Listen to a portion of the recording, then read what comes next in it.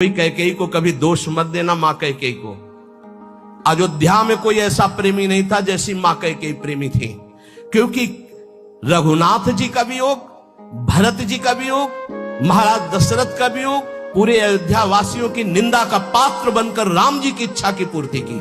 ये माता कैकेयी है, दूसरे में इतनी सामर्थ्य नहीं थी। माता कैकेयी जितना राम जी को प्यार करती थी, शायद है उतना कोई अवध में प्यार करता हो। भगवान श्री राम एकांत में माता कैकेयी से कहा, मां मैंने पूरी अवध में देखा है कि आपसे ज्यादा मुझे कोई प्यार नहीं करता, और ये सामर्थ्य केवल अधिक प्यार करने वाले में ही होती है। तो आप मेरे लिए निंदा सहेंगे, मेरे लिए आप अपमान सहेंगे, मेरे लिए पुत्र वियोग, मेरे लिए पति वियोग, ये केवल आप ही सह सकती हैं। इतना त्याग आप कर सकती हैं, मुझे पता है, क्योंकि आप हृदय से बहुत बहादुर हैं।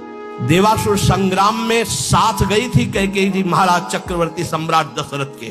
भगवान राम जी इसीलिए कह रहे हैं कि आपका हृदय वीर रस से भरा हुआ है, आप सह सकती हो मां, बस एक मेरी इच्छा है। तो उन्होंने कहा, हे राम तुम्हारे लिए अभी प्राण त्याग सकती हूँ, तुम्हारे लिए सब कुछ त्याग सकती हूँ। तो उनका आपको बस जिसलिए मेरा अवतार हुआ, मैं संतों के सुख के लिए अवतरित हुआ हूं, मैं अवध का राजा अभी नहीं बनूंगा, अभी आपको मुझे वनवास भेजना ही होगा।